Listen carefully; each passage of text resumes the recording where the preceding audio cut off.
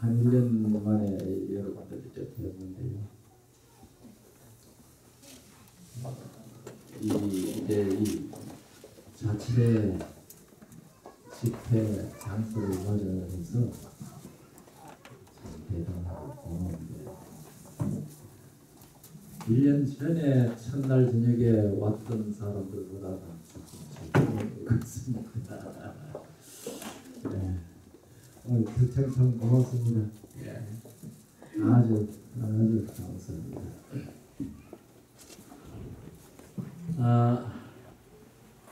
이번에 어떤 문제를 가지고 우리가 얘기를 나눌까 하다가 제가 이 책을 하겠다고 했거든요. 여기 이 책이 마땅히 행할 길을 아이에게 가르치라, 그런 제목이거든요.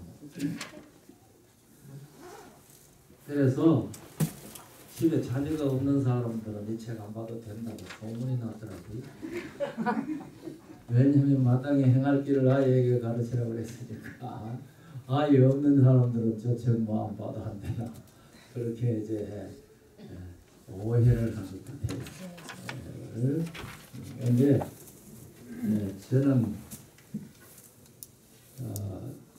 이 교회를 책임을 지고 나아갈 장래의 제자들, 그게 누굽니까?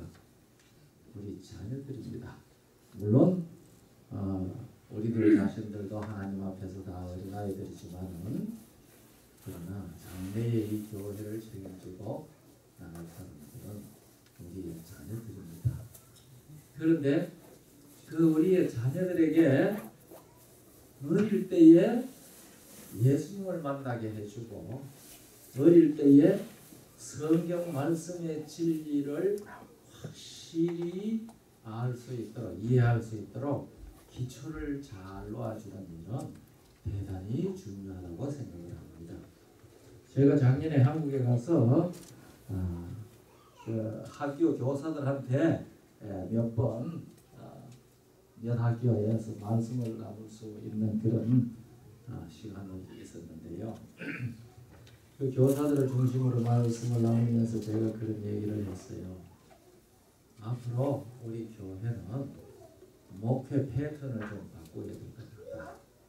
어떻게 유년, 소년, 청년 목사가 시니어 패스트가 되고 주임이 되고, 장년 목회자가 부목사 노릇을 해야 될 것이고, 어쩌면 장년 목회자는 없어도 될 것 같다. 그런데 유년, 소년, 청년 목회자는 이거는 반드시 있어야 된다. 왜냐하면 장년들은 이미 엄청 컸으니까 목회자 없어도 자기들 스스로가 신앙생활을 유지해 갈 수 있을 만큼 됐다고 일단 봐야 되고, 또 그래야 되고, 그래서 이 유년부터 해야 되니까 앞으로 이 목회자들 반드시 복수 전공 시켜가지고서 유년 지도법 꼭 공부하게 하고, 청소년 지도법 공부하게 하고, 그렇게 해서 이 학회에서 목회자 채용할 때 좀 그런 방향으로 나아가는 일이 앞으로 이 교회가 부흥하고 튼튼하게 될 수 있는 그러한 길일 것이다. 제가 그렇게 얘기를 했어요. 제가 그 얘기할 때 어떤 학회장님 뒤에 앉아 있었어요. 제가 그 학회장님 보고, 학회장님 내 말 맞죠? 제가 그렇게 한번 확인을 좀 했는데요. 그런데 지금 아이들은 아직도 스스로가 이 말씀에 익숙해질 수 있는 처지에 있지를 못하거든요. 그러면은 그 아이들을 하나님의 말씀의 기초 위에 튼튼히 세우려고 하면은 누가 말씀의 기초 위에 튼튼히 서야 되겠어요? 부모들이 서야 하는 겁니다. 이 마땅히 행할 길을 아이에게 가르치기 위해서는 부모들이 마땅히 행할 길을 알아야 된다. 그 얘기거든요. 그런데 우리의 자녀들이요, 어릴 때는 요새는 뭐 하고 게임하고 뭐 이래가지고, 어릴 때도 요즘은 이제 부모 말 잘 안 듣는 시대가 된 것 같아요. 왜냐하면 엄마 아빠는 이거 뭐 아무도 모르거든. 컴퓨터를 이제 이 세대가 엄마 아빠가 되면 좀 낫겠죠. 그러네 이제 우리 세대나 모르겠어요. 지금 한 50대 이상 되시는 그런 세대들은 요새 젊은 아이들보다 이거 못하잖아요. 제가 한 번은 한국에 나가서 저 광주에서 집회를 마치고 대구로 오는 고속버스를 타고 그 88 고속도로를 달려오는데요. 그 고속버스에 사람 8명이 타더라고요. 광주에서 대구까지 오는데 그런데 이제 건너편에 청년이 하나 앉았는데 탈 때부터 내릴 때까지 이거 하더라고요. 뭘 하는 이 스마트폰 들고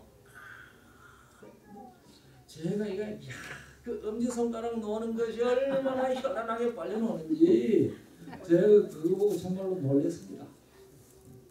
근데 요새 뭐 군인들도 이거 잘하는 사람들이 전쟁 잘한다고 그러더라고요. 왜냐하면 이 드론 같은 거 이거 조이스틱 가지고 막 이렇게 하니까 이 게임 한 이거 노던 아이들이 이제 이 드론 알죠? 그 무인 비행기.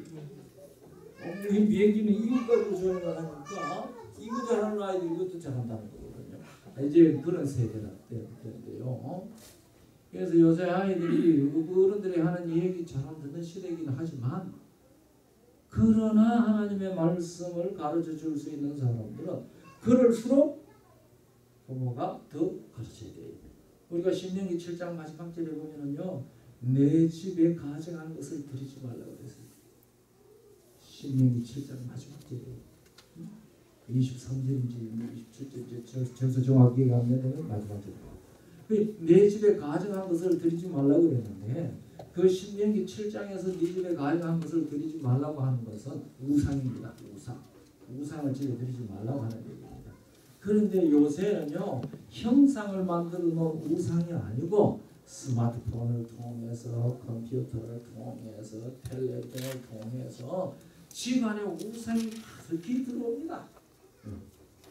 그러니까 우리의 어린이들 마음속에 그 우상의 마음을 차지하지 않도록 하나님께서 그 속에 차지할 수 있도록 그거 부모님들이 가르쳐야 되는데요. 이 아이들이라는 게 참 신기해서요. 합리적이지 않으면 받아들이지 않아요. 또. 그 아이들도 어떻게 합리적인 걸 잘 아는지 저희들이 들을 때에 이게 이치에 맞다 싶어야지 받아들이는 것 같아요.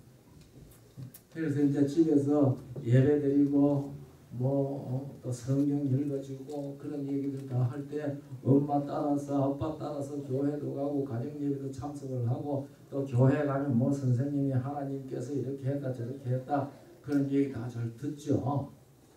그런데 그 듣는 것이 다 과학적이질 않아. 아이들이 들을 때 교회에서 듣는 것은 그죠? 교회 얘기야. 교회 얘기. 그러다가 이제는 학교에 다 가가지고 말입니다. 학교에 가서 이제 얘기를 듣는데 뭐 과학 시간에 뭐 생물이 어떻고 진화론이 어떻고 그런 거 이제 배우고 또 그림들도 그려놔가지고 또 희한하게 그려서 말입니다. 이게 뭐 점점 하다 원숭이가 사람이 되는 그 그림 쫙 그려놓고 이렇게 보여주니까 그것이 아이들 귀에 뭐처럼 눈에 뭐처럼 보이고 귀에 뭐처럼 들려요? 합리적이고 과학적이고 그렇게 들린다 이 말이에요. 그러니까 그렇게 다 듣고 난 다음에 나중에는 하나님이 창조했다 하니까 그건 교회에서 하는 얘기고 그건 교회에서 하는 얘기고 그러니까 우리가 아이들에게 성경에 기록되어져 있는 오늘날 이 세상의 자연과학 세계보다도 훨씬 옛날에 과학적인 얘기를 해둔 성경의 얘기들을 아이들에게 합리적으로 얘기해주는 일은 부모가 이 가정에서 아이들을 진리 안에서 길을 원하는 부모들에게는 반드시 그 일이 있어야 될 것이다. 그래서 지금 이 마땅히 행할 길을 아이에게 가르치라고 하는 이 책에는요, 저는 과학자가 아니에요. 그러나 이 성경에 기록되어져 있는 이 과학적인 사실들요, 그것이 오늘날 현대 과학에 의해서 성경에 있는 그러한 것들이 증거되어진 얘기들을 여기 지금 모았습니다. 지금 우리 저 국가대지회의 지구과학연구소 소장으로 있는 그 소장이 저보고 그런 책 하나 좀 썼으면 좋겠다고 나한테 얘기를 했어요. 이제 서로 얘기를 나누다가 지금 했던 그런 얘기들을 서로 대화를 나누다가 그 목사님이 하나 썼어요. 아니 난 과학자가 아닌데 과학적 사실을 알지도 못하는 사람이 그걸 어떻게 생각하냐. 철학사라서 그랬더니 난 성경을 몰라서 못 써요. 예? 그러니까 재료는 내가 대드릴 테니까 목사님이 쓰세요. 그래서 뭐 쓸 필요가 있다고 생각을 해가지고 그분이 이제 재료들을 구해주고 이제 이걸 쓰고 그분 다 원고 검사하고 또 자기만 검사하면 안 된다고 또 일본 유학가가 있는 자기 후배 또 박사한테 또 보내가지고 또 다 검사하고 그런 식으로 해가지고 나온 책이거든요. 아주 전문가들이 볼 때는 좀 이거 아직 덜 됐다 소리 하는지는 모르지만 그래도 상식선에서 우리 아이들에게 얘기해 줘야 할 만한 내용, 성경과 관련해서 얘기해야 할 만한 내용들이 기록되어 있습니다. 그래서 우리들이 마땅히 알아야 된다고 저는 생각을 해요. 저도 이거 썼지만 여기에는 내용 제가 몽땅 다 알고 있는 거 아니에요. 근데 제가 이 젊은이들하고 앉아서 교회 가면은요, 오후 시간에 오전에 집회하고 나면 오후에 목사님 우리 청년들한테 얘기 좀 해보려고.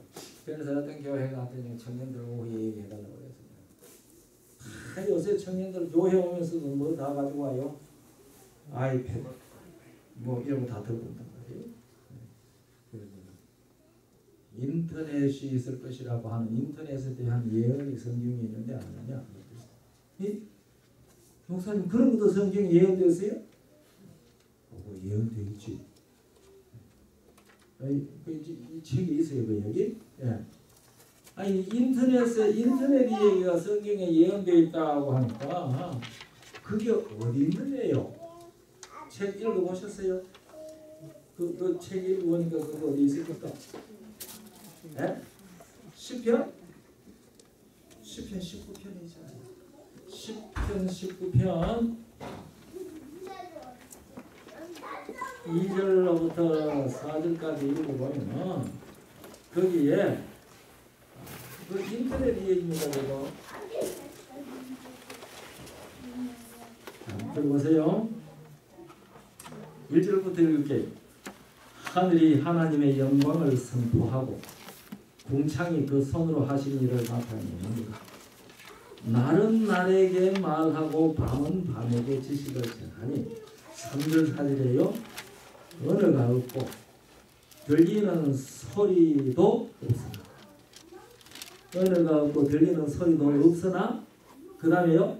그 소리가 온 땅에 통하고 그 말씀이 세계 끝까지 이르도다. 이거 뭐예요? W? W예요. 이게 이 성경에 있잖아요. 언어도 없고 들리는 소리도 없으나 그 소리가 온 땅에 통하고 그 말씀이 어떻게 됐어요? 땅 끝까지 이르렀습니다. 그렇지 않습니까? 제가 이 웹사이트 저는 뭐 잘 몰라요. 제 웹사이트 다른 사람이 운영을 하는데요. 그 웹사이트 보면은요. 처음에 그 웹사이트 운영하는 형제가 그걸 어디서 누가 어떻게 이렇게 하는지 거기에 떠오르는 그 프로그램을 넣어놨더라고요.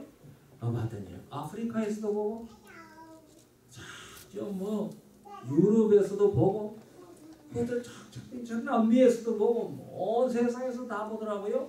뭐가 없어도 언어가 없고 들리는 소리가 없어도 그 소리가 온 땅에 통하고 그 말씀이 세계 끝까지 이르렀다. 이게 10편 19편 3절 4절에 기록되어져 있는 이 웹사이트 얘기, 인터넷 얘기잖아요. 인터넷. 성경에 보니 있더라. 이게 누가 썼느냐? 다윗이 쓴 시편이거든요. 다윗은 기원전 1000년대에 산 사람입니다. 기원전 1000년대에 산 사람이고, 그러니까 지금으로부터 3000년 전에 사람이 벌써 무슨 얘기했어요? 언어가 없고 들리는 소리가 없어도 그 소리가 온 땅에 통하고 그 말씀이 땅끝까지 이룰 것이라고 그 얘기를 하지 않았습니까? 그러니까 성경에 말입니다. 인터넷 때문에 요새 컴퓨터 인터넷 얘기 가지고 뭐 아이들이 얘기하고 스마트폰 들고 얘기해서 하면 야, 그 얘기는 지금으로부터 3,000년 전에 인터넷이라고 나오는 것이 지금 몇십 년도 안 됐는데 지금으로부터 3,000년 전에 성경에 그런 일이 있을 것을 이미 얘기해놓다. 이걸 성경 절수를 들고 이 얘기를 해주라 이 말이야 아이들한테. 그럼 이제 이 스마트 기기를 들고 어릴 때부터 그 얘기를 들은 아이들이 무슨 생각하겠어요? 아, 성경에 하나님이 참 하나님이시구나.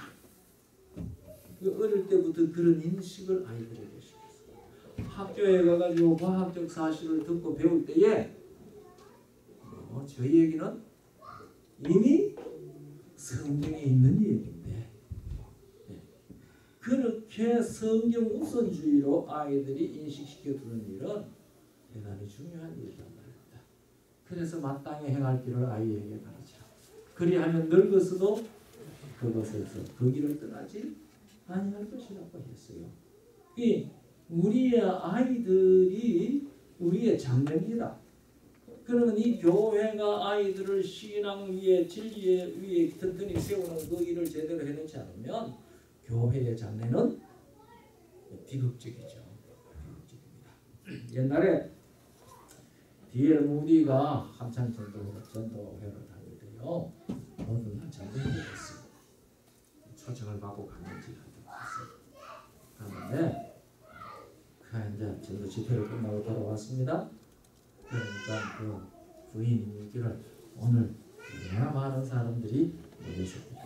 그러니까 2사람 반이 왔습니다. 이 전도회에 2사람 반이 왔는데 오늘 참 많이 왔습니다. 그렇죠? 2사람 반이 왔습니다. 그래요. 어른 2에 아이 하나가 왔을까?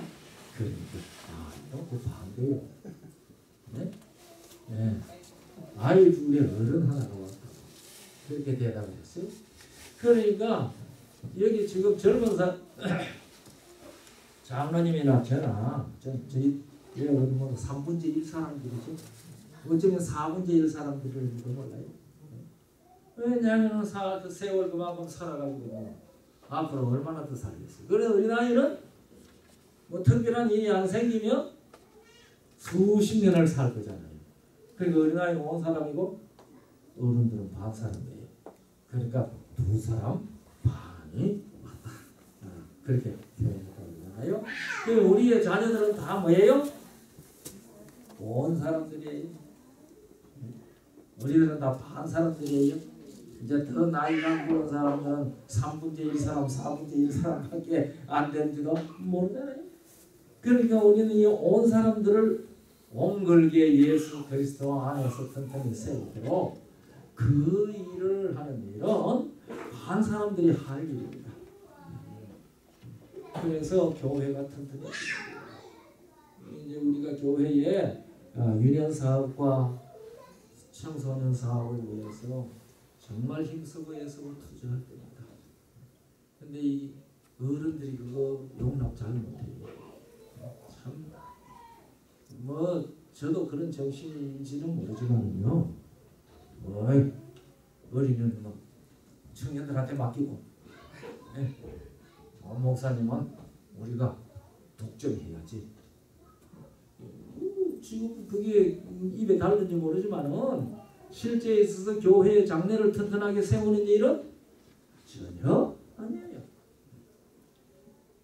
이제 목회자는 목회 전공을 한 사람인데 어린아이한테 신앙을 가르치는 일에 있어서 어린아이를 올바르게 잘 다룰 수 있도록 전공한 전문 인력이 그 아이들에게 이 하나님의 말씀을 가르쳐 줄 수 있도록 그렇게 교회가 배려하고 조처를 취하는 일은 정말 해야 할 일이라고 저는 그렇게 생각을 합니다. 우리 어제 노바교회 반 사람들 죄송해요. 이 노바교회 반 사람들이 이 노바교회 온 사람들 생각을 많이 하시기 바랍니다. 그래서 우리가 그렇게 하기 위해 우리가 어떻게 돼요? 우리가 그 아이들에게 가르칠 수 있는 진리를 합리적으로 이해하고 합리적으로 오늘 저녁에는 이 책에 제일 먼저 나온 이 얘기들을 지금서 얘기를 말씀을 좀 나누려고 합니다. 우리 하나님의 말씀 잠언 30장입니다. 구약성경 잠언 30장입니다.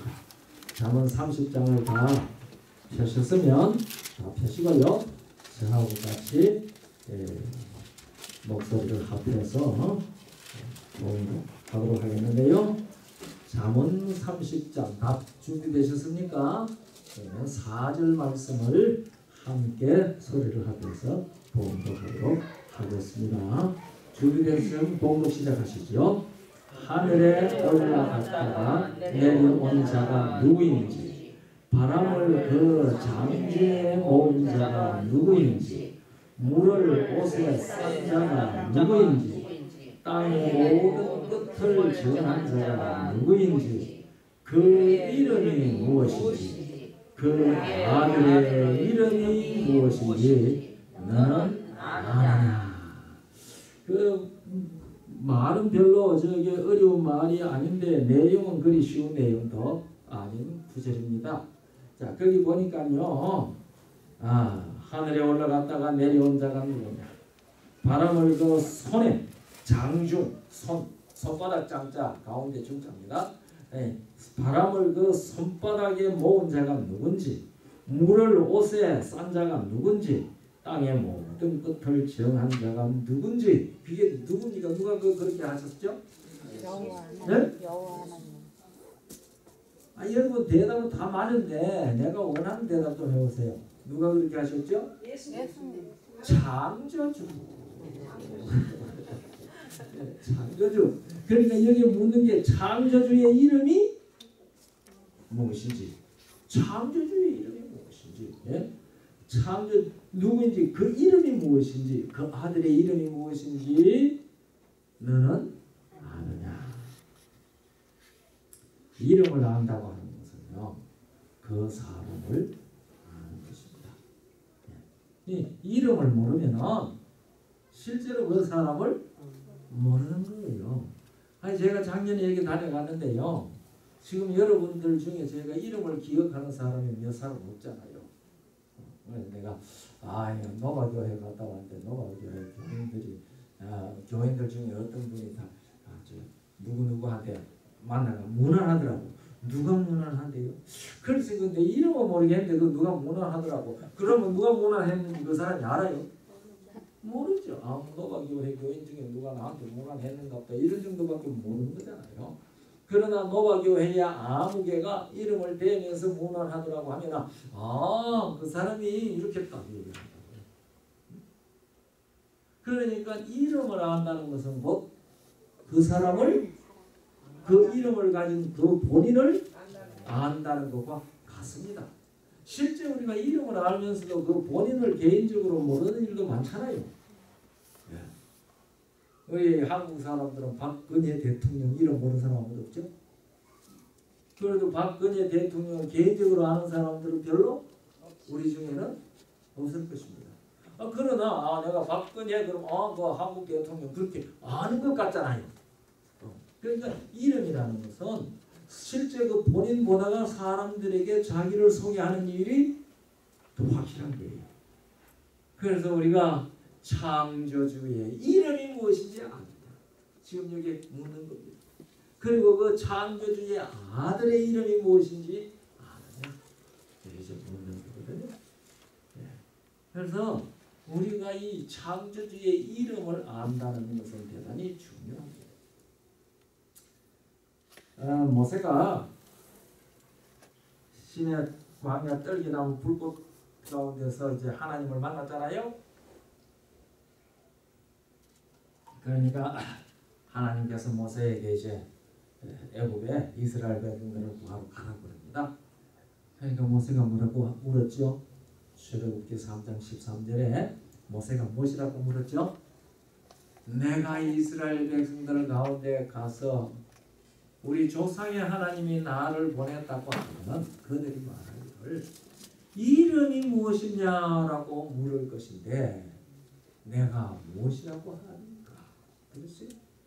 그러니까 너를 우리를 애굽에서 구원하기 위하여 보낸 조상의 하나님의 이름이 무엇이냐? 그렇게 물어보거든요. 그러니까 그 사람이 누군데? 이렇게 말하면 우리는 다 무엇을 대해야 돼요? 이름을 대해야 됩니다. 이름을. 그러니까 누가 너를 보냈느냐? 조상의 하나님이 보냈다? 조상의 하나님이 누군데? 그러면은 모세가 누구라고 얘기를 해줘야 된다. 그러니까 모세의 그런 질문에 대해서 그 모세를 보내시는 그 하나님께서 합당하게 보셨죠. 그래가지고 뭐라고 얘기하신 거예요? 출애굽기 3장 13, 14절 모세가 이름이 무엇이냐고 물을 것인데 하니까 14절에 하나님께서 뭐라고 대답했어요? 나는 스스로 있는 자니라. 스스로 있는 자가 너를 그들에게 보냈다고 하라. 스스로 있는 자, 그 이름이 하여튼 멋지기는 멋진데 그것은 이름이 아니라 이름의 풀입니다. 이름의 풀이, 이름의 뜻입니다. 그러나 15절에 곧장 하나님께서 말씀하십니다. 나는 너희 조상의 하나님, 아브라함의 하나님, 이삭의 하나님, 야곱의 하나님, 여호와라. 여호와는 나의 영원한 이름이요 너희 대대로 기억해야 할 나의 표현이라. 그렇게 하셨습니다. 이 성경의 하나님의 이름은 여기 바람을 장중에 잡고 그 다음에 물을 옷에 싸고 그 다음에 땅의 모든 끝을 정하는 그분의 이름이 무엇이라고 이제 얘기한 거예요. 여호와라 얘기했어요. 그러면은 이 성경책은 누구에게 준 책이었죠 원래? 원래 이 성경 우리한테 줬죠. 그런데 로마 3장 1절에 그런 즉 유대인의 나음이 무엇이냐? 그들은 하나님의 말씀을 맡은 자라. 그랬어요. 그러니까 이 성경 말씀을 원래 누구에게 주었어요? 유대인에게 주었습니다. 그러면 유대인들은 이 성경을 갖다가 하나님의 말씀으로 애지중지했겠습니까? 했죠. 제가 이 펜실베니아 교회에서 지금 집회를 하고 일로 왔잖아요. 그런데 그 펜실베니아 교회는요, 유대인들의 회당을 샀더라고요. 시나고그, 예? 유대인들의 시나고그를 샀더라고요. 그런데 참 그 예배당이 아주 아름답고 좋더라고요. 여기도 딱 그런 거 하나 있었으면 참 좋겠는데. 그런데요, 그 뒤에 강단이 말입니다. 이렇게 십계명 돌판같이 생긴 그런 문이 있어요. 예? 문을 이렇게 두 짝으로 딱 했는데 그 문 이렇게 우리가 그림에 나오는 십계명 돌짝 이렇게 된 거 있잖아요. 그렇게 딱 두 짝처럼 했어요. 그렇게 해가지고서 여기 이제 히브리 자문으로 1, 2, 3, 4, 5, 6, 7, 8, 9, 10 그걸 딱 알레프, 베르, 기멜 이렇게 쫙 써놨더라고요. 그렇게 써놨는데 거기가 뭐 하던 장소냐? 지금 이제 그 교회를 그 시나고그를 우리 교회에서 사서 그 문 뒤를 침례탕으로 만들었어요. 그 문 뒤를 침례탕으로 만들었는데 원래는 그 안이가 침례탕이 아니에요. 그리고 저거는 십계명판 이렇게 딱 문이 십계명판.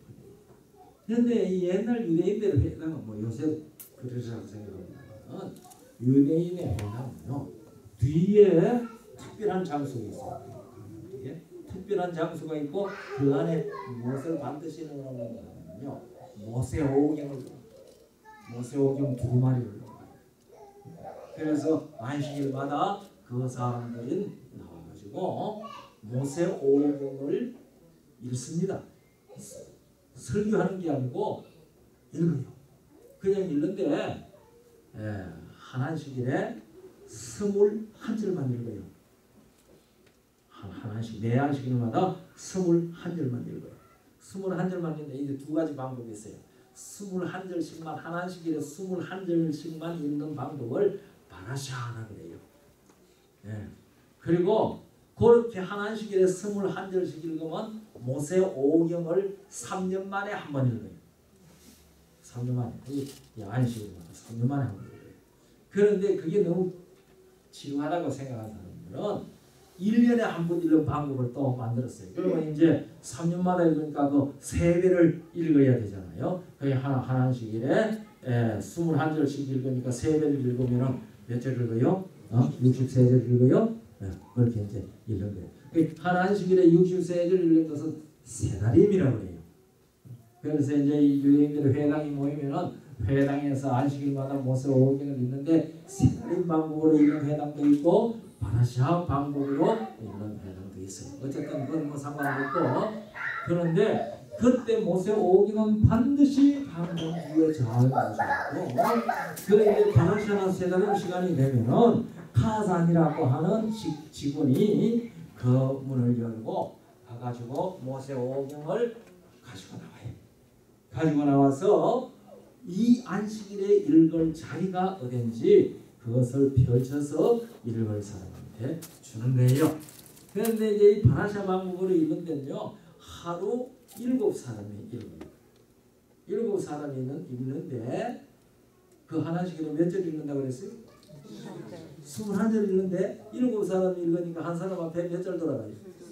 석절씩 돌아가요. 석절씩. 한 사람이 나와가지고 석절을 읽어요. 이 성경은 히브리어로 기록되었습니다. 그런데 예수님 당시에 유대인들이 히브리어 아는 사람 별로 없었어요. 다 아람어를 했습니다. 바벨론 포로대에 가가지고 한 70년 있으면서 거기에서 태어나고 난 아이들은 다 아람어를 했어요. 아람어하고 히브리어는 형제어입니다. 형제어. 사촌도 아니고 형제어예요. 그러나 달라요. 그래서 히브리어로 석절을 읽으면 아람어로 통역을 합니다. 그 앞서 회중을 위해서 아람어로 통역을 합니다. 석절을 통역을 합니다. 그 통역을 하는 것을 탈굼이라고 해요. 그래서 이제 구약 성경 가운데 탈굼이 있습니다. 그 탈굼은 히브리어 성경을 아람어로 통역해 놓은 성경이에요. 통역을 하면서 뭐 조금 설명도 못했는지 탈굼이 있습니다. 그런데요, 오늘 21절 읽고 다음 안식일을 21절을 읽으려고 하면 다음 안식일을 21절 읽을 사람이 오늘 7사람이 선정이 돼요. 그래가지고 1, 2, 3, 4, 5, 6, 7명 딱 해서 차례대로 석절씩 일주일 내내 그거 훈련하고 와야 돼요. 그런데 후보자 3명을 또 뽑아요. 그래서 10명을 뽑아요. 10명을 뽑아가지고 이제 선택된 후보 아니고 선택된 7사람 중에 읽다가 조금만 잘못 읽으면 자격상실. 봉독 자격상실. 그래서 그때 누가 후보로 선택된 사람이 그 사람을 먼저 읽어요. 그렇게 성경 읽는 것이 엄격했어요. 교회당에서. 그래서 내가 가만히 해놓고 보니까 저기 틀림없이 모세오경 두루마리 넣어놨던 장수겠다 하고 혼자 그렇게 짐작을 했어요. 근데 그 사람들이 성경을 그렇게 읽었으니까 유대인들이, 예수님 당시의 유대인들이 하나님 이름을 잘 알았을까요? 몰랐을까요? 에? 아니 우리 박 집사님은 몰랐을 거고 또 갑자기 또 알았다고 바꿔요? 몰랐을 거다? 알았을 거다?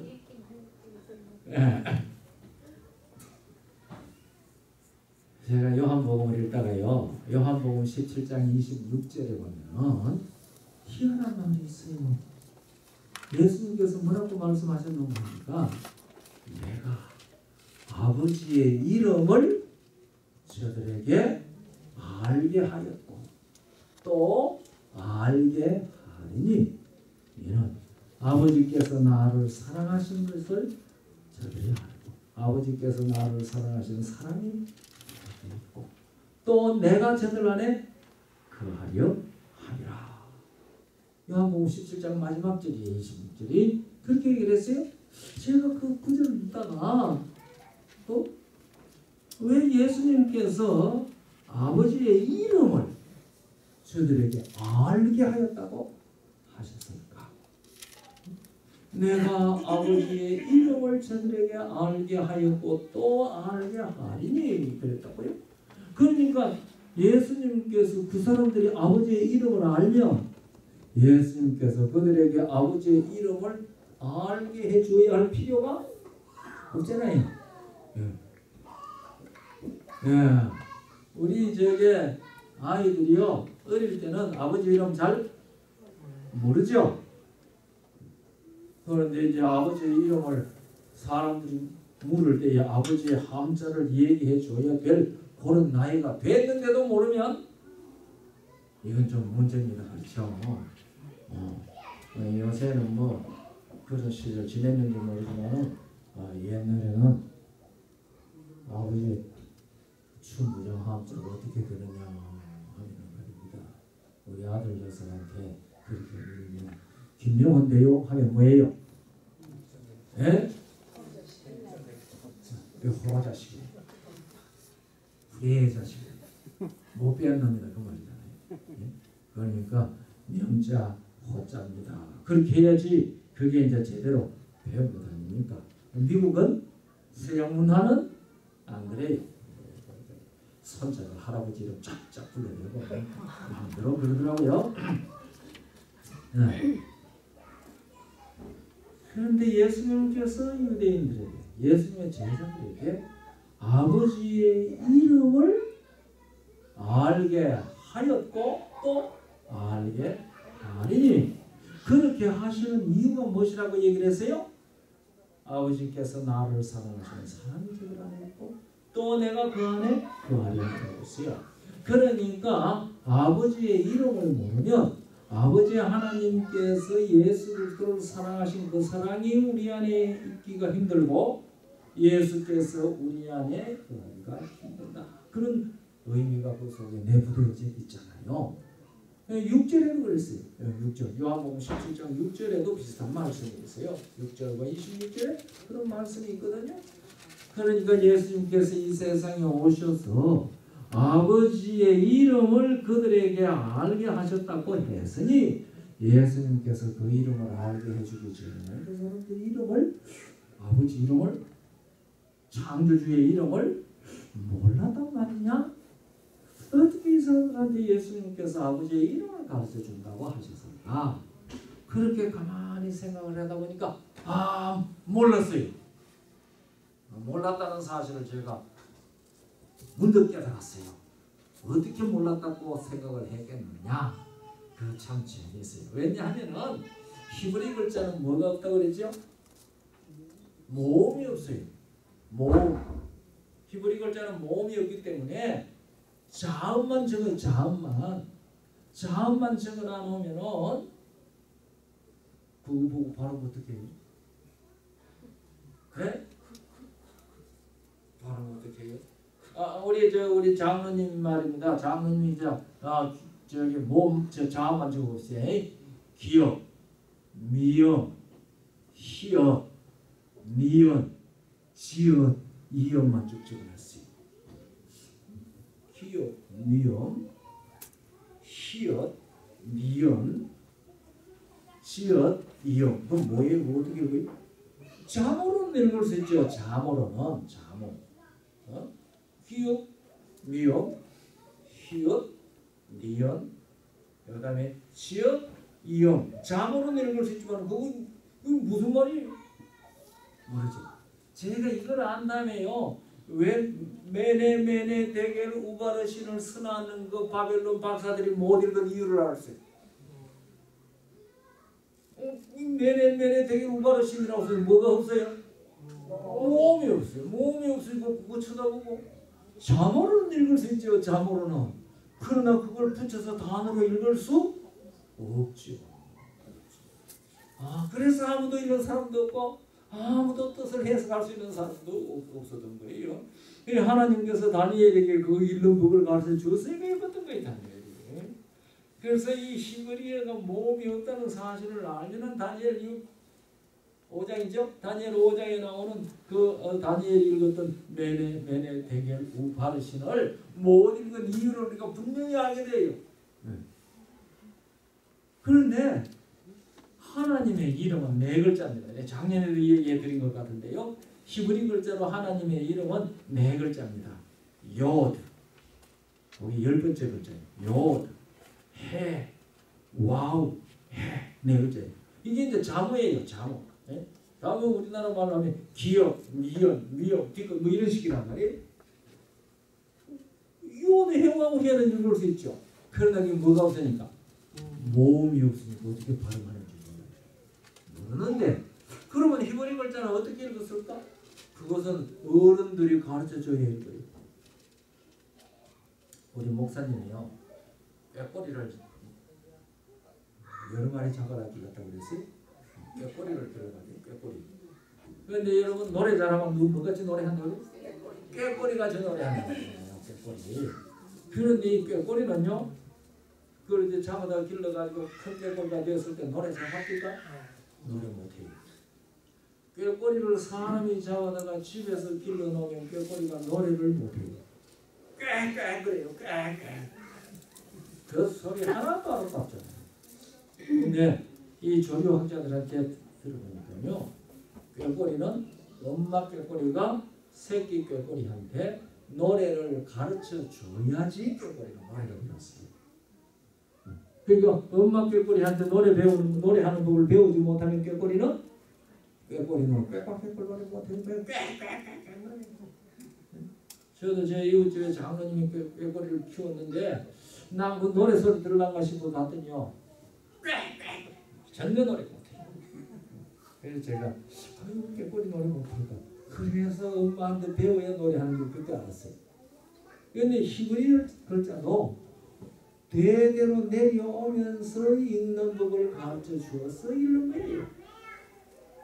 그러니까 모험이 없는 거예요. 오늘날 어떻게 읽는가? 그것은 5세기, 6세기에 이 성경을 읽기 위하여, 누구든지 읽도록 하기 위하여 그때 전통을 살리려고 하는 히브리 학자들이 발음 기호를 만들었어요. 모음을 다 만들었어요. 모음을. 그래서 그걸 갖다가 다 모음을 붙였어요. 그래서 지금 이제 그 모음 발음 기호를 배운 사람 다 읽을 수 있고 다 찍어놨기 때문에. 그런데 요드, 해, 왕, 해, 이 하나님의 이름 네 글자, 네 글자, 하나님의 이름 네 글자는 삼계명, 전의 하나님의 이름을 망령되이 일컫지 말라. 너희 요드, 해, 와우, 해의 이름을 망령되이 일컫는 자는 죄 없다 하지 아니하리라. 이러니까 그 이름 혹시 잘못 불렀다가 죄를 얻을까봐 안 불렀어요. 그것을 무엇이라고 그런다고 그러죠? 그걸 타부라 그러잖아요. 타부라고 해? 그걸 갖다 한국 한자 말로는 금기라고 해요. 금기. 여러분 이제 임금님 이름을 말할 때 임금님 이름이 뭐냐 그렇게 말하지 않고 임금님의 무엇이 뭐냐? 임금님의 이름이 뭐냐 그러지 않죠. 세종대왕의 이름이 뭐냐 그렇게 하면은 그거는 안 되는 거예요. 뭐라 그러죠? 조장님 기억나요? 세종대왕의 휘가 뭐냐? 휘라고 해요. 휘. 그 휘자는 무슨 휘자인가 하면 숨길 휘자입니다. 그 임금님의 이름은 숨겨진 이름이라. 그래서 그건 휘라고 합니다. 그걸 갖다 금기시하거든요. 그러니까 동양 사람은 어른 이름은 손아래 사람들이 이름 입에 대면 안 돼요. 그래서 그냥 동양 사람들은 호, 자 뭐 이런 게 많은 거예요. 우리가 이름 모르는 사람들은 많아요. 공자 선생님 이름 한번 아시나요? 공구. 예, 고맙습니다. 예. 공자 선생님 이름은 구입니다. 언덕구자. 공구. 예. 그 우리는 뭐 모르거든. 공자만 다 통하니까. 그래서 제가 문제 공자 선생님 이름이 뭔지 아마 잘못 물었잖아요. 뭐라고 해야 돼요? 공자 선생님, 공자님 휘가 무엇인지 아는 거야. 지금 이제 바로 말하는 거죠. 그러니까 이름 잘못 부르면 이건 불경한 겁니다. 불경. 그러니까 이스라엘의 하나님의 이름을 함부로 부르면 불경하니까 그 이름을 부를 수가 없어요. 글자는 있는데. 그러니까 그 이름이 나오면 부르기는 불러야 되는 무엇이라고 읽기는 읽어야 되겠는데 불경이니까 함부로 못 읽잖아요. 그래서 주님이라고 읽었어요. 네? 글자는 요드해 와우해가 나오는데 그 글자가 나오면은 주님이라고 읽었어요. 그러니까 무슨 이름을 읽어요? 아버지의 이름을 잊어 이름이죠. 그래서 내가 요한복음 17장 26절을 읽으면서 이름을 몰랐다는 것이 확신합니다. 그 오늘날 우리는 어떻게 하는 거예요? 아까 나는 스스로 있는 자라 나는 너희 조상의 하나님 아브라함의 하나님 이삭의 하나님 여호와라 요드해 와우해를 여호와라고 이제 발음을 하게 되거든요. 그게 이제 그 5, 6세기의 전통학자들이 발음 기호를 갖다 붙여서 만든 발음입니다. 무슨 발음을 갖다 붙였는가 하니까 주님이라고 하는 말의 발음을 갖다 붙였다. 그 하나님이라고 하는 하나는 엘로힘이거든요. 엘로힘이라고 하는 발음 기호를 갖다 붙여서 발음을 했다 이 말입니다. 그렇게 발음을 하니까 여호와가 된 것이죠. 좀 더 정확하게 이 발음을 하면 여호와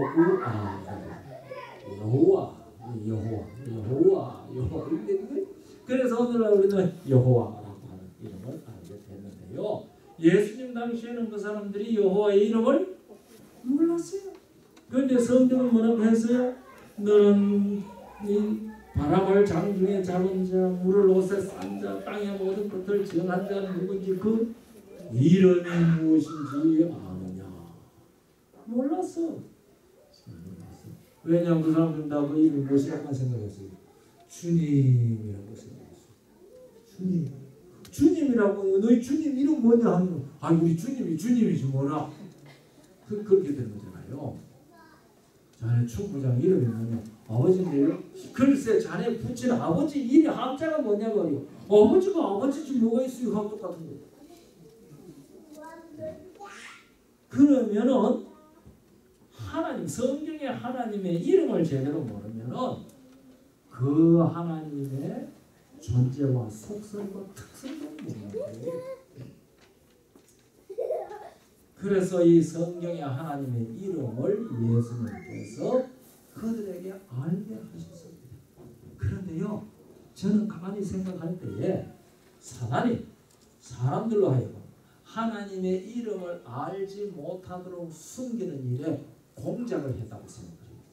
이 10계명 중에 제3계명을 가지고 함부로 부르지 말라 하는 그 계명을 가지고 이름을 입에 올리지도 못하게 해서 이름을 잊어버리게 한 거거든요.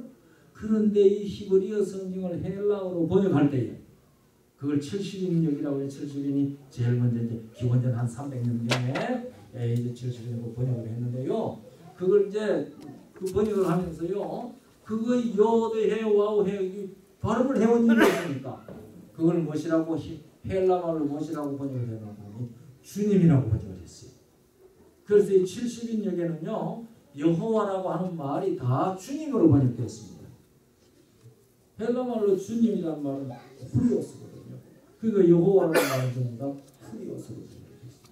이 후리오스라는 주님이라는 말하고 여호와라는 말하고는 전혀 다른 말이에요.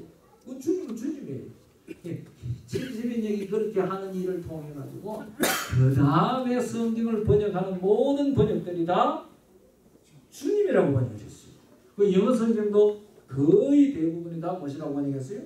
주님이라고 번역했어요. Lord.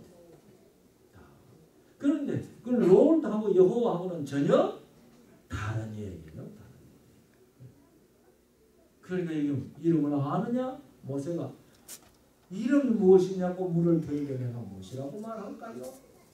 그러니 우리가 믿는 성경의 하나님, 우리가 경배하는 그 하나님, 그분의 신분이 뭔지 확실히 알려고 하면은 무엇을 알아야지 신분을 확실히 알아요? 이름을 알아야 신분을 확실히 알아요. 예? 우리 아이디 하면 뭐가 적혀 있어야 돼요? 이름. 자기 이름이 적혀 있는 자기 신분 이름이 적혀. 요새 이름만 가지고 안 돼가 뭐까지 찍혀 있어요? 얼굴이 찍혀 있어야 돼. 예? 이름만 가지고 안 되는 거예요. 그러니까 이름은 곧 그 사람입니다. 이름은 곧 그 사람. 그러니까 하나님의 이름은 곧 하나님 그분 자체입니다. 그래서 우리들은 성경의 하나님의 이름을 알아야 돼요. 이 이름을 바르게 알고 나도 확실히 알고 또 누구에게 확실히 가르쳐줘야 돼요. 마땅히 행할 길을 자녀들에게 가르쳐줘야 돼요. 네? 아버지가 이름이 있지, 엄마가 이름이 있지, 너도 이름이 있지. 그처럼 아버지가 엄마가 섬기는 우리 모든 교우들이 경배하는 그 하나님도 이름이 있다. 하나님의 이름이 하나님 아니고 이름 또 있어요? 하나님이란 말은 보통 명사고 그 하나님은 고유명사 이름이 있다. 그 이름이 뭐냐? 이름을 아느냐? 이름이 뭐냐? 무엇이라고요? 여호와다. 그게 너는 이름이 무엇이지? 미국에서 가는 아이들은 내가 잘 모르겠어요. 뭐 스미스는 뭐 대장정이라고 그러대요. 스미스는 대장정이고 케네디는 뭐 통 만드는 사람. 예? 그런 얘기들 보니까 예? 뜻이 그래요? 뭐 그렇다고 들었습니다. 그 조상들이 통 만들다가 케네디가 됐어요. 예? 그래 이거 이제 대장간 블랙 스미스라고 그러잖아요. 대장간 스미스는 대장간에서 와 그런 얘기를 하는 거예요.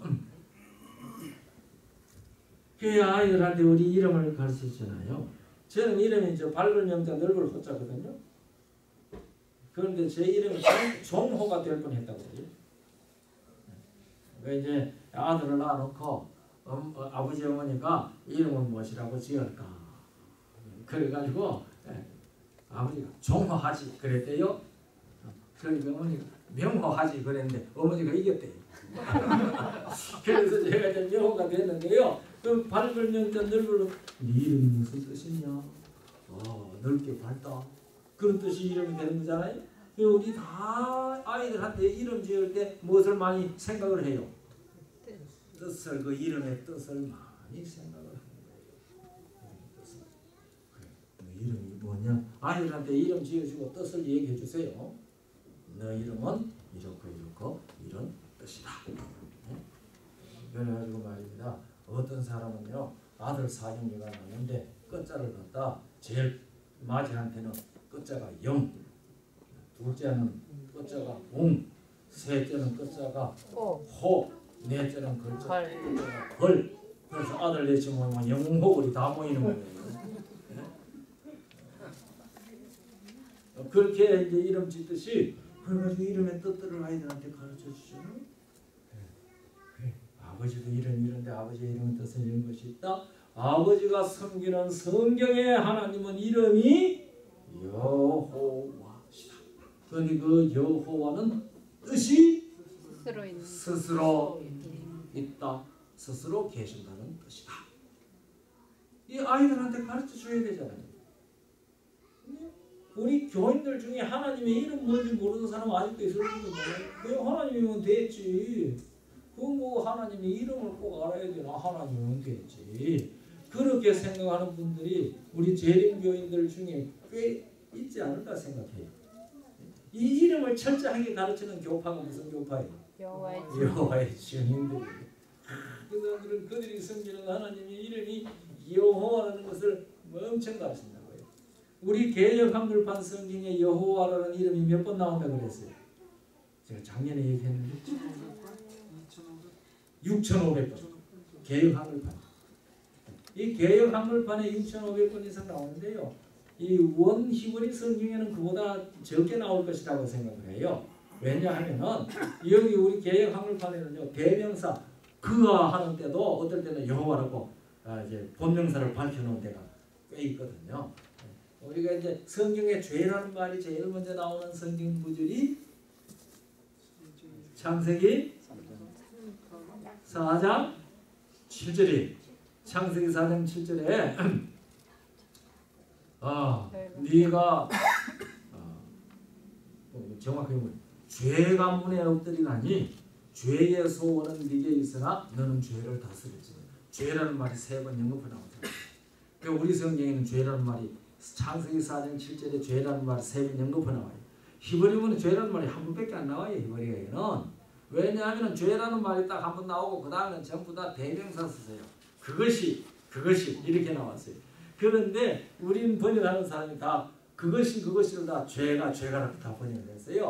그것처럼 성경에 하나님의 이름을 여호와라고 하고 그 다음에 그가 이런 식으로 나오는데도 우리 성경에는 전체적인 뜻을 분명히 밝히기 위해 가지고 여호와라고 번역한 것들이 있다 이 말이에요. 그래서 우리 개혁 한글판 성경에는 6,500번 나옵니다. 내가 누구하고 얘기를 했더니 6,300번 나온다 그러던데요. 원문에는 6,300번 나오는지 모르겠어요. 그죠? 네. 그렇게 나옵니다. 그러면 성경에 그 하나님의 이름을 6,300번이나 6,500번이나 적어놨다는 것은 그 이름이 중요하단 말입니까? 안 중요하단 말입니까? 중요하죠. 엄청 많이 나오죠. 하나님이라는 엘로힘이라는 말보다 배 이상, 엘로힘이라는 말도 2,500번밖에 안 나오거든요. 2,500번 정도밖에 안 나오거든요. 그런데 이 하나님이란 말 여호와는 여호와해 와우해는 6,300번 이상 나온다는 말입니다. 그러니까 이 이름은 중요합니다. 그런 거로 우리 성경의 하나님을 믿는 사람들은 내가 믿는 그 하나님이 어떠한 분인지 우리들이 확실히 알아야 됩니다. 그리고 그 이름의 뜻이 무엇인지 우리들이 확실히 알아야 됩니다.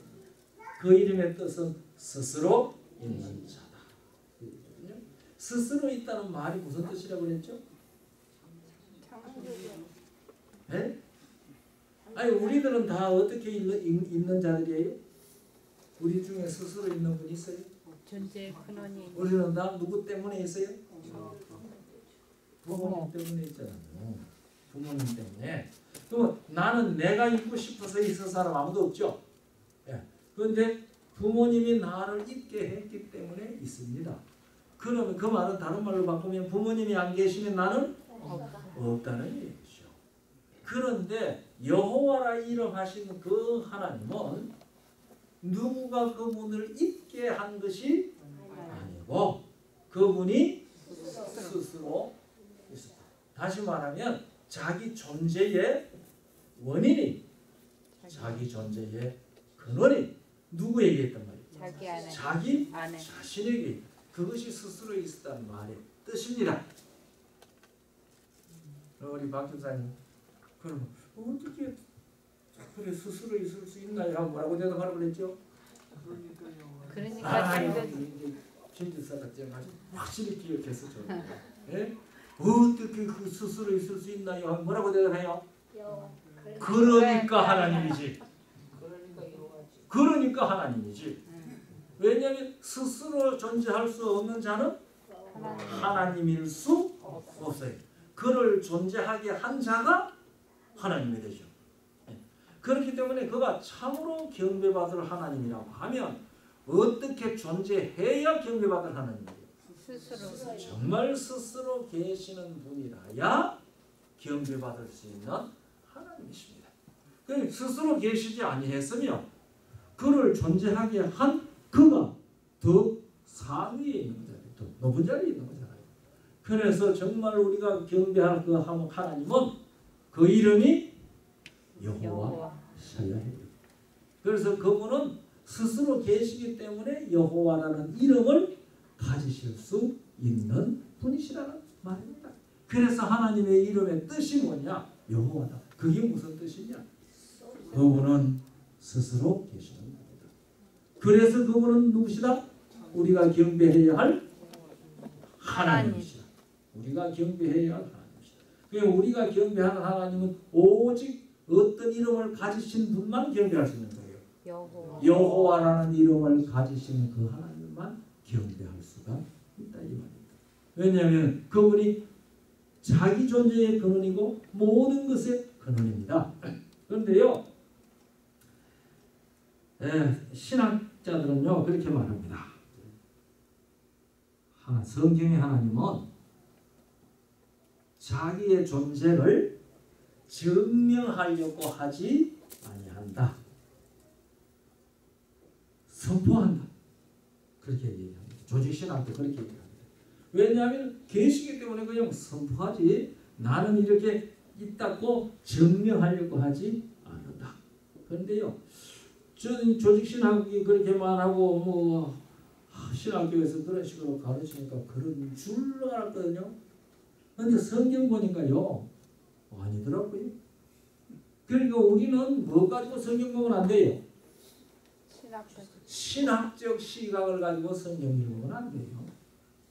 성경의 시각을 가지고 신학을 봐야지 신학적 시각을 가지고 성경을 보면 안 돼요. 우리는 오직 성경만, 성경에 근거해서 모든 것들을 알거든요. 로마서 1장 20절. 로마서 1장 20절을 보면은요, 하나님께서 당신이 계시는 것을 증명했더라고요. 그 어떻게 증명했는가 하면요, 이렇게 보세요. 자, 찾았습니까? 찾았으면은요, 같이 한번 읽어보십시다. 천천히 시작. 창세로부터 그의 보이지 아니하는 것들, 곧 그의 영원하신 능력과 신성이, 그 다음에요, 그 만드신 만물에 분명히 보여 알게 되나니 그러므로 저희가 핑계치 못할지니라. 그의 하나님의 영원하신 능력과 그 신성을 무엇을 통하여 알게 하셨어요? 증명하셨어요. 창조를 통하여 증명하셨어요. 창조를 통하여. 자, 제 이 얘기하기 참 좋아하는데요. 처녀 총각이 결혼하면 뭐가 된다고요? 예? 부부가 됐죠. 부부가. 이제 누가 대답하시나요? 예, 부부가 됩니다. 부부가 되는데요. 부모가 됐다는 것을 어떻게 정의해요? 네? 뭐? 자녀를 낳아야지 부모가 되는 거 증명을 하죠. 그렇죠? 그러니까 처녀 총각이 결혼을 해가 부부가 됐지만은 자식을 낳지 않으면 평생 부모라는 증명은 못하죠. 그러니까 하나님께서 여호와 스스로 계시다는 사실을 그분들만 스스로 또 계시고 그분들만 계시면 그분이 스스로 계시는지 안 계시는지 누가 알아요? 아무도 몰라요. 그러니까 하나님께서 스스로 계시는 여호와신데 당신이 여호와시라는 사실을 증명하려고 하면 뭐 할 수밖에 없어요? 창조하셔야 돼요.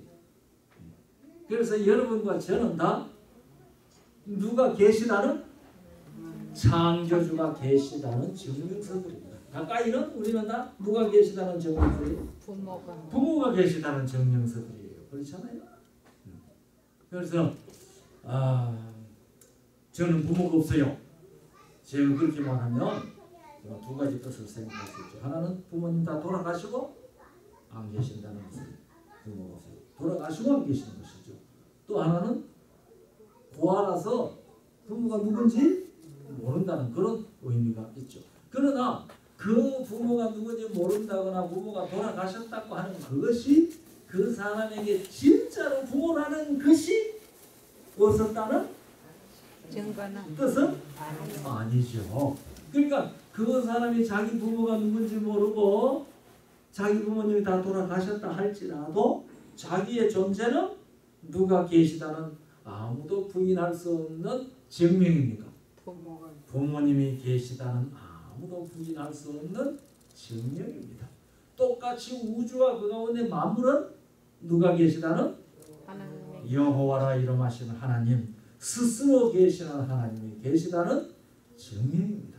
그래서요 제가 이 사도행전을 읽다가 보니까요 하나님께서 또 증명을 했더라고요. 사도행전 14장 16절부터 읽어볼게요.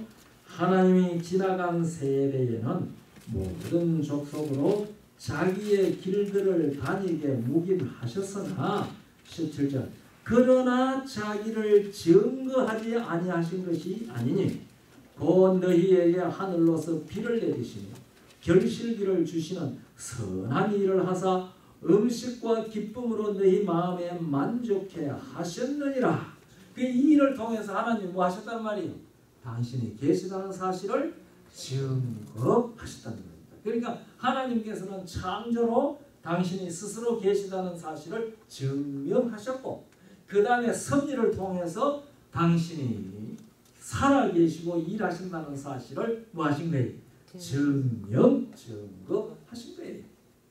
그래서 하나님은 성경의 하나님은 무엇을 통해서 당신이 여호와시라는 것을 증명하셨어요? 창조를 통해서 증명하셨어요.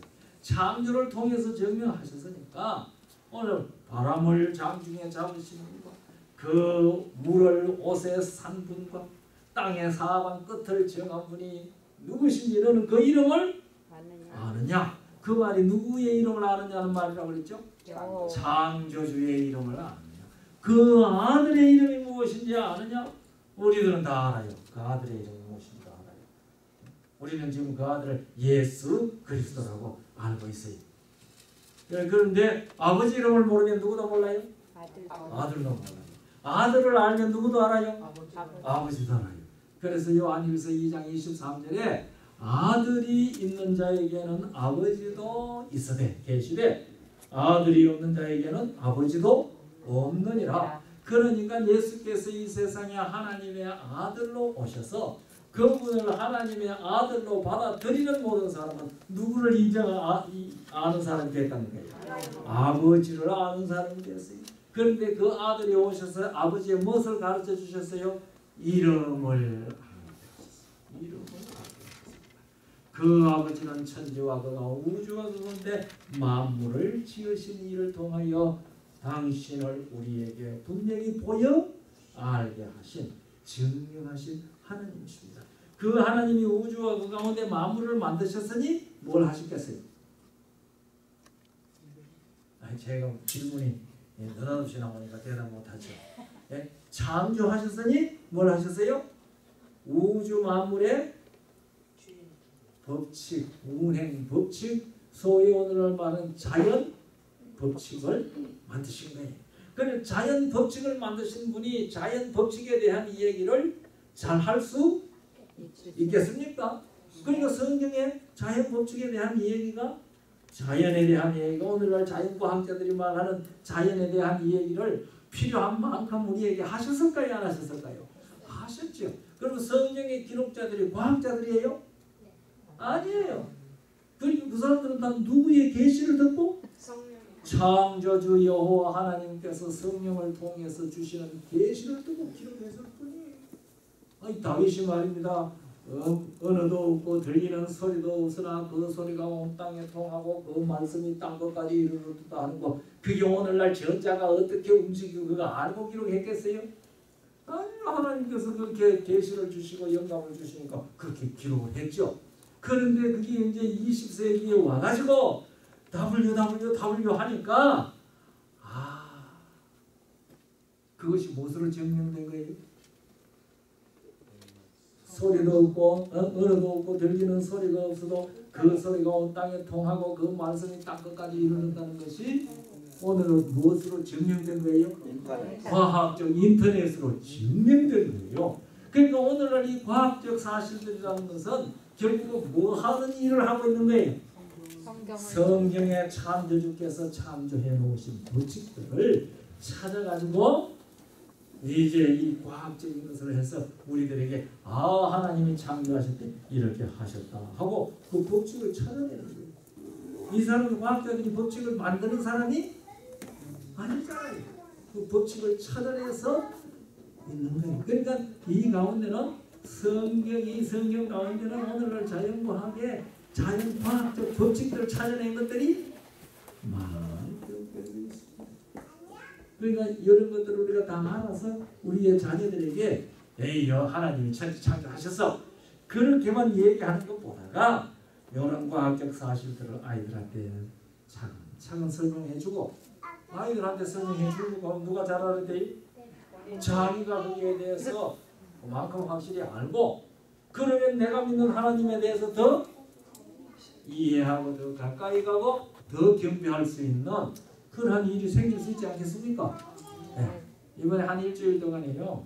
이 책 몸담 다 살필 수 있을는지는 모르지만 이 책에 있는 그런 얘기를 우리 좀 찾아보면서 우리에게 창조를 통해서 당신을 알게 하신 바람을 향중에 잡으시고 물을 옷에 싸시고 땅의 사방 끝을 정하신 그분이 누구신지 이름이 무엇인지 그 아들의 이름이 무엇인지 너희는 아느냐? 우리 노마교회 모든 성도들은 다 압니다. 그런데 그냥 이름만 아는 것이 아니고 더 확실히 뜻과 내용까지 다 아는 복된 기간 되도록 복 주시기를 간절히 바랍니다. 감사합니다. 목사님 기도해 주시고.